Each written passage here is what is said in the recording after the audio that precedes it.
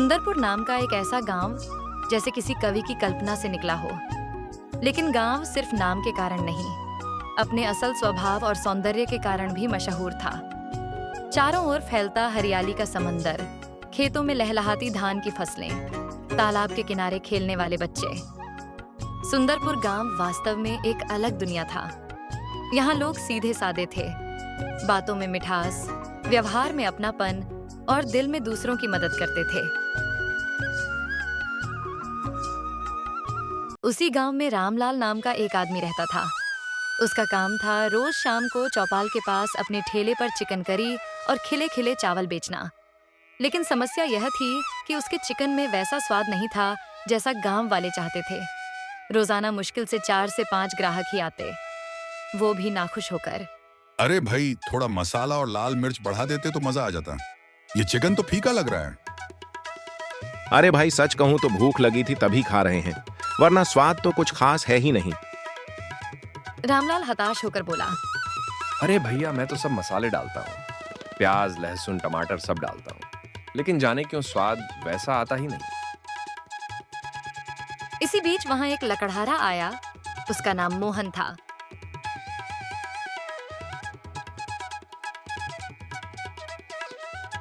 अरे भाई, कल जो मैंने चिकन खरीदी थी उसकी तो बात ही निराली थी।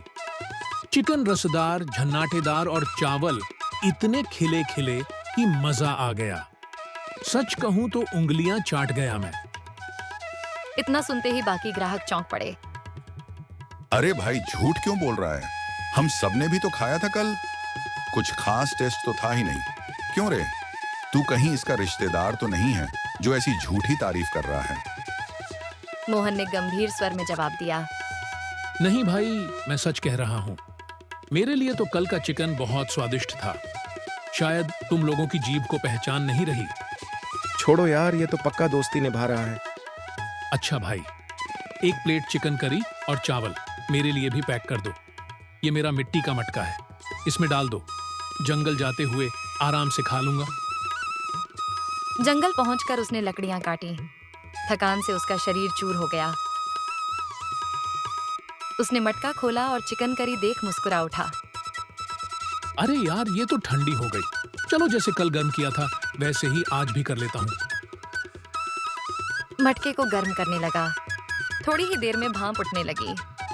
खुशबू जंगल में फैल गई। गरम गरम चिकन और चावल मिलाकर उसने पहला कौर मुंह में डाला और आंखें बंद कर बोला, वाह, क्या लोग हैं गांव के। स्वाद की पहचान ही नहीं है। ये चिकन करी तो लाजवाब है। उधर रामलाल अपना ठेला समेटकर घर पहुंचा। उसकी पत्नी मधु रसोई में इंतजार कर रही थी। क्या जी, आज भी चिकन करी बच गई? हाँ मधु, थोड़ी बच गई है। कितनी भी मेहनत कर लूं, लोगों को स्वाद ही नहीं आता। लगता है मेरे हाथों में वो जादू ही नहीं। छोड़ो जी, लोग क्या कहते हैं वो उनकी बात है। चलो, अब हम दोनों मिलकर खा लेते हैं। दोनों बैठे और बचे हुए चिकन और चावल खाकर रात को सो गए। लेकिन उस रात भी रामलाल यही सोचता रह गया, क्यों मेरे चिकन में वो स्वाद नहीं जो लोगों को बांध ले। अगले दिन सुबह सुबह ही रामलाल उठ गया, मन में एक हल्की आशा और बहुत सारा संदेह। उसने फिर से चिकन करी बनाई, लेकिन उसके नाक में कोई खास सुगंध नहीं ठहर रही थी। स्वाद में कुछ कमी थी। थोड़ी देर में एक भूखा आदमी आया और उसने पूछा, भैया, 2 दिन से कुछ खाए बिना घूम रहा हूँ, कुछ मिलेगा क्या खाने को?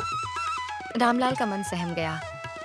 आज तक जिन्हें वह परोसा वे ज्यादातर शिकायत कर गए, फिर भी भूखे को कैसे इनकार करें। उसने बिना कुछ सोचे कहा, हाँ ठीक है बाबा, देता हूँ, खाकर बताना कैसा लगा। भूखे की आंखों में चमक आ गई। चुपचाप पहला कौड़ लिया और धीरे धीरे खाया। धन्यवाद बेटा, तुमने मुझे खाना दिया। रामलाल को लगा यही तो असली तारीफ है, मगर मन में एक दंश भी था।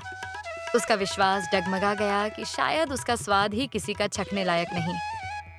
ठेले पर दिन बीतता गया। वहीं लकड़हारा आया।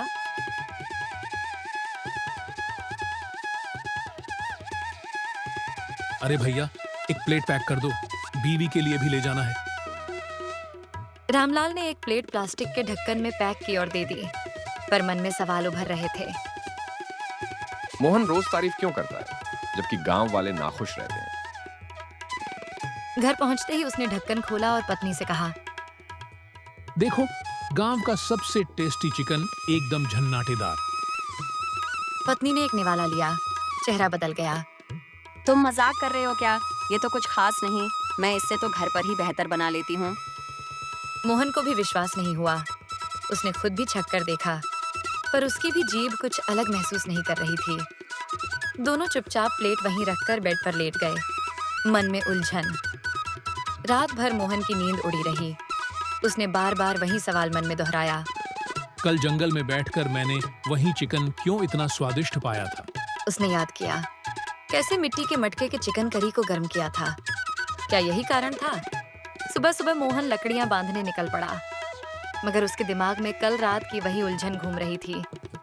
जंगल में गर्म किया हुआ चिकन ही क्यों लाजवाब लगा? वही करी घर आकर क्यों फीकी हो गई? चलते चलते उसे ख्याल आया, शायद वजह चिकन नहीं, वो मिट्टी का बर्तन है।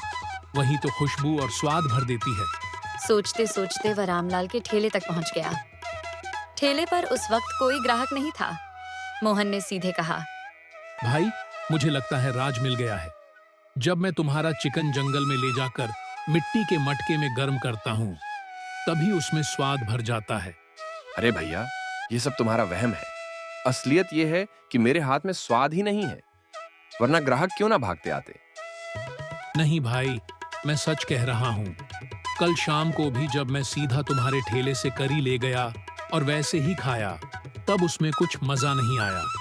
पर जंगल में मिट्टी की हांडी में गर्म किया तो जीभ पर जादू उतर आया।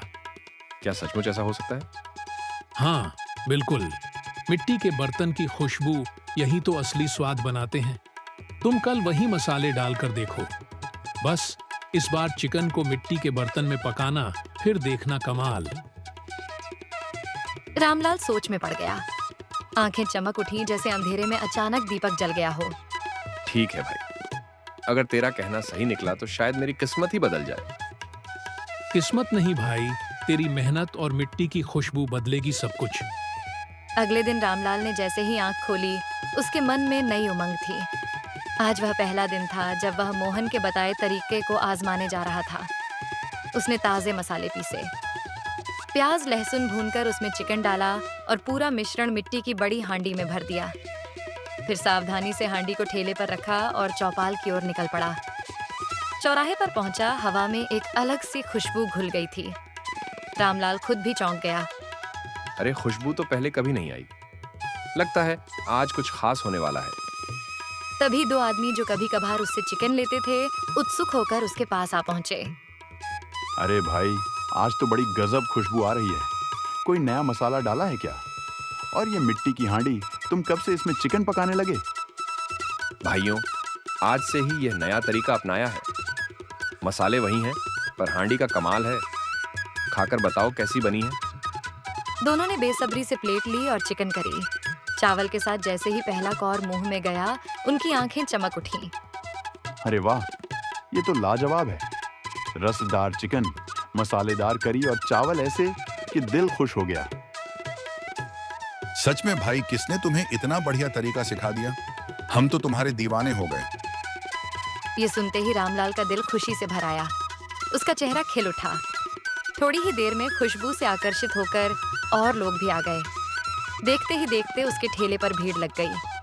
जो लोग पहले कभी शिकायत करते थे, वही अब तारीफों के पुल बांध रहे थे। भाई, ये तो पूरे गांव की सबसे बेहतरीन चिकन करी है।